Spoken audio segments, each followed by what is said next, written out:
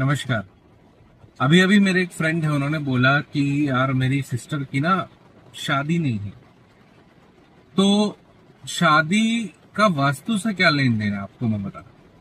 देखिए, जब घर में कोई दिशा इम्बैलेंस होती है ना, तो एक दिशा शादी के लिए कभी भी रिस्पॉन्सिबल नहीं है।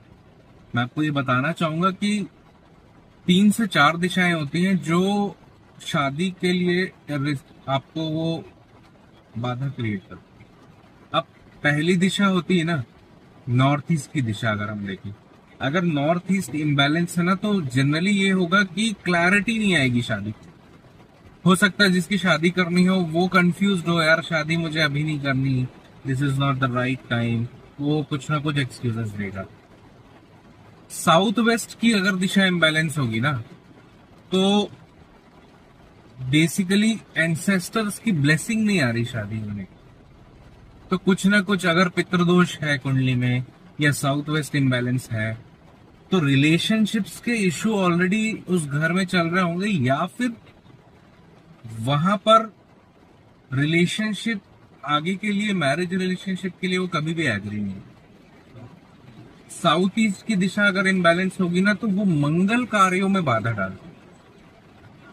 उसी तरीके से नॉर्थ ऑफ नॉर्थ वेस्ट दिशा, जिसे हम NNW बोलते हैं, अगर वो दिशा में इम्बैलेंस है तो रिश्ते आपके आएंगे लेकिन कन्वर्ट नहीं हो पाएंगे। मुझसे अक्सर लोग बोलते हैं यार बहुत रिश्ते आ रहे हैं भाई साहब, लेकिन कन्वर्ट ही नहीं हो रहे। तो कन्वर्ट नहीं हो रहे तो वो नॉर्थ ऑफ नॉर्थ वेस्ट की दिशा इम्बैलेंस है।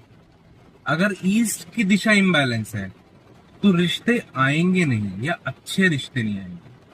तो एक मैरिज को होने के लिए, रिश्ते को, मंगल कार्यों को होने के लिए एक दिशा का रिस्पॉन्सिबिलिटी नहीं होती, कई दिशाओं में इम्बैलेंस हो सकता है। तो मुझसे जनरली क्लाइंट्स अक्सर बोलते हैं, जब पूछते हैं कि शादी नहीं हो रही, बताते हैं, तो मैं उनसे पूछता हूँ क्यों नहीं हो रही बताओ। तो वो बताते हैं कि यार आ रहा है तो नहीं हो रहा, या आ ही नहीं रहा, या हो नहीं रहा, घर में मंगल कार्य नहीं हो रहे, कुछ समझ में नहीं आ रहा। इस तरीके की लैंग्वेजेस को यूज किया जाता है।